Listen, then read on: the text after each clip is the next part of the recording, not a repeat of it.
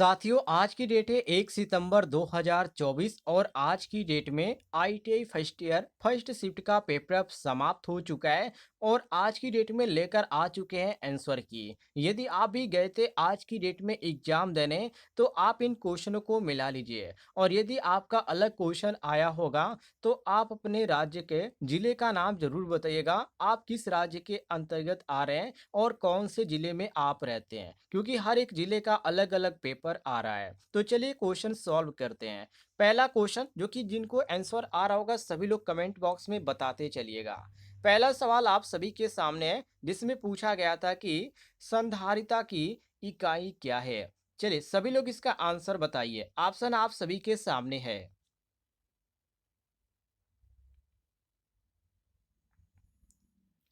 सही ऑप्शन होगा साथियों फैरेड, जो कि ऑप्शन में आपको जो देखने को मिल जाता है ए थ्री ऑप्शन आपका करेक्ट आंसर हो जाएगा। अगले सवाल की ओर बढ़ते हैं। अगला सवाल इसमें पूछा जा रहा है कि यहाँ पर फिगर दिखाते हुए इसी फिगर्स को देखकर आपको आंसर बताना है, जिसमें पूछा जा रहा है ये एक क्या है, वक्र है और इस वक्र में साथियों एक्स द्वारा जो अंकित भाग है उसको यहाँ पर पूछा जा रहा है कि किस नाम से जाना जाता है। यहाँ पर आप देखिए एक्स यहाँ पर बनाया गया है और ये एक एरो यहाँ पर निकल रहा है जो कि एक यहाँ पर बिंदु को इंडिकेट कर रहा है। तो इसको किस नाम से जाना जाता है, ये यहाँ पर क्वेश्चन में पूछा जा रहा है।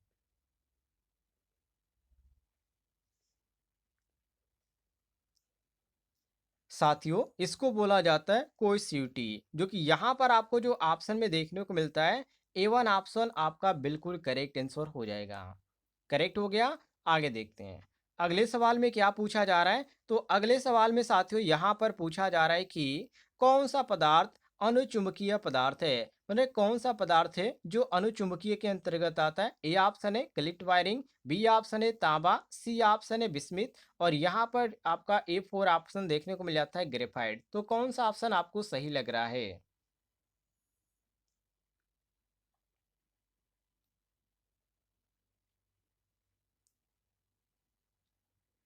तो साथियों यहाँ पर आपका सही हो जाता है ऑप्शन A2 बिल्कुल करेक्ट आंसर। तांबा जो होता है ये जो होता है अनुचुंबकीय पदार्थ होता है। यहाँ पर आपका A2 ऑप्शन बिल्कुल करेक्ट आंसर हो जाएगा, ध्यान रखिएगा।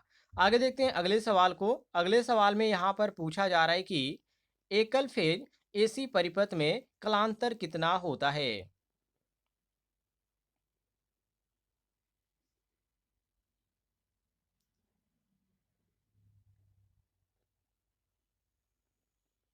सही जवाब होगा साथियों 90 अंश। कितना होता है, 90 अंश होता है। और यहाँ पर जो आपको ऑप्शन में देखने को मिलता है ये A1 ऑप्शन आपका बिल्कुल करेक्ट आंसर हो जाता है। अगले सवाल की ओर बढ़ते हैं। अगले सवाल में साथियों पूछा जा रहा है, जो कि यहाँ पर फिगर दिखाते हुए क्वेश्चन पूछा जा रहा है कि एक कला आरसी समांतर परिपथ में लाइन धारा IL की गणना करने का सूत्र क्या है। आप ऐसे भी यहाँ पर पूछ सकते हैं कि इसका सूत्र क्या होता है, या आप यहाँ पर फिगर के माध्यम से भी पूछ सकते हैं कि इसका सूत्र क्या होता है।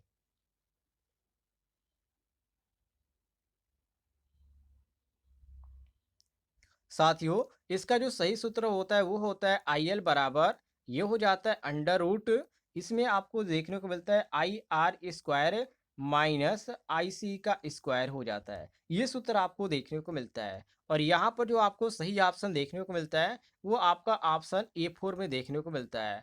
आप वीडियो की क्वालिटी बढ़ा लीजिएगा, सब कुछ आपको फ्रेश दिखेगा। यहाँ पर आपको A4 ऑप्शन करेक्ट देखने को मिल जाता है। आगे देखते हैं साथियों अगले सवाल को। अगले सवाल में साथियों यहाँ पर पूछा जा रहा है कि उपकरण का नाम बताइए। सभी लोग यहाँ पर इस उपकरण को जानते होंगे, ऐसा भी कोई स्टूडेंट होगा जो इस उपकरण को नहीं जानता होगा, सभी लोग जानते होंगे। लेकिन इसका नाम क्या है, इसको किस नाम से जाना जाता है। यदि आप इलेक्ट्रीशियन से ITI करें तो इलेक्ट्रीशियन क्षेत्र में इसको किस नाम से जाना जाता है।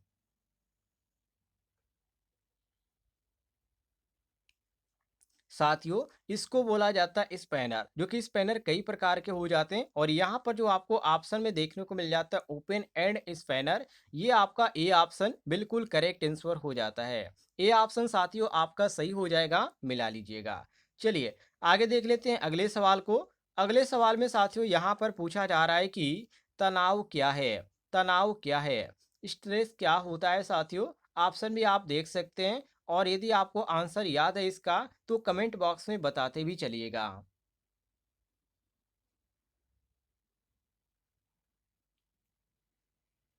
ये आपका इम्प्लॉयबिलिटी स्किल से क्वेश्चन हो गया और इसमें जो आपका सही हो जाएगा निराशा। निराशा की भावना जो होती है वो तनाव के कारण होती है और यहाँ पर जो आपको सही देखने को मिलता है A4 ऑप्शन सही देखने को मिल जाता है। अगले सवाल को देखते हैं। अगले सवाल में साथियों यहाँ पर पूछा जा रहा है कि एक गतिविधि जो तनाव को रोकती है या कम करती है उसे स्ट्रेस बस्टर कहा जाता है। आपके अनुसार निम्नलिखित में से कौन एक स्ट्रेस बस्टर नहीं है?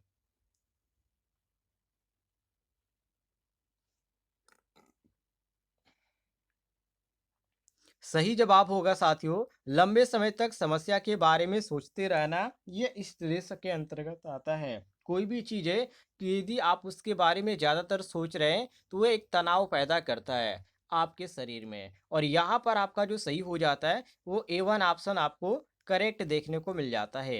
A1 साथियों आपका सही हो जाएगा। आगे देखते हैं अगले सवाल को। ये सभी इम्प्लॉयबिलिटी स्किल के क्वेश्चन है जो कि एग्जाम में पूछे गए थे।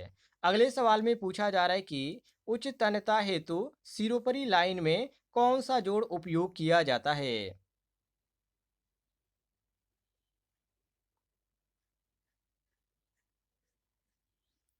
सही जवाब होगा साथियों वेस्टर्न यूनियन जोड़ जो कि यहाँ पर आपको A3 ऑप्शन आपको करेक्ट आंसर देखने को मिल जाता है। A3 ऑप्शन आपका सही हो जाएगा साथियों, मिला लीजिएगा। आगे बढ़ते हैं अगले सवाल को देखिए। अगले सवाल में पूछा जा रहा है कि तांबे के परमाणु के तीसरे कोश में कितने इलेक्ट्रॉन होते हैं? ये तो काफी इजी है, सभी लोग बता सकते हैं।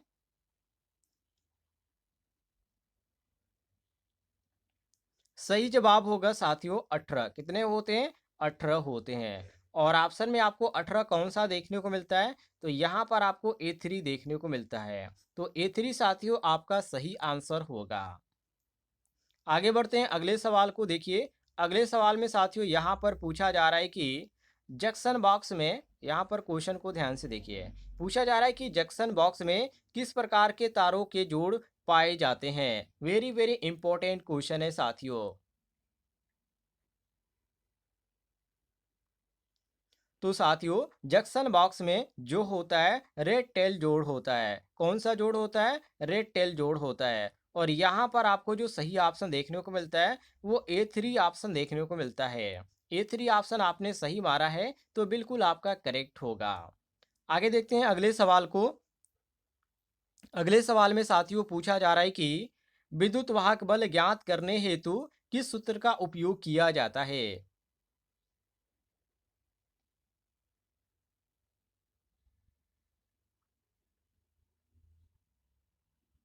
साथियों इसका जो सही आंसर होगा वो A2 ऑप्शन होगा क्योंकि MF बराबर होता है potential difference plus voltage drop और यहाँ पर आपको A2 ऑप्शन देखने को मिल जाता है। बिल्कुल करेक्ट आंसर मिला लीजिएगा। आगे देखते हैं अगले सवाल को। अगले सवाल में साथियों पूछा जा रहा है कि आवाज की पिच का उठाना और गिराना खाली स्थान कहलाता है। ये क्या कहलाता है? इसको कैसे किस किस चीज को पुकारा जाता है?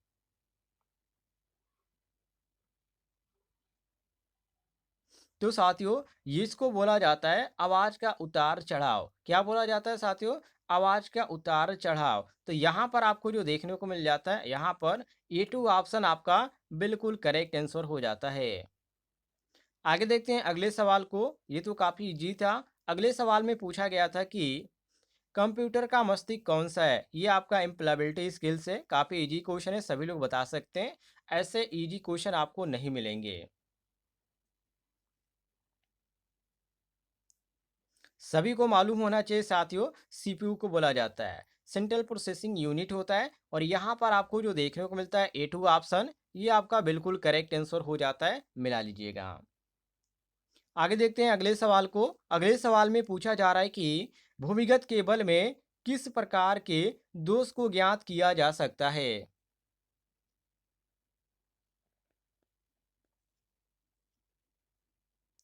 सही जवाब होगा साथियों लूप टेस्ट। यहाँ पर आपको A1 ऑप्शन बिल्कुल करेक्ट आंसर देखने को मिल रहा है। अगले सवाल को देखिए। अगले सवाल में साथियों पूछा जा रहा है कि परिनालिका कुंडली में चुंबकीय क्षेत्र की दिशा खोजने के लिए कौन सा नियम लागू किया जाता है।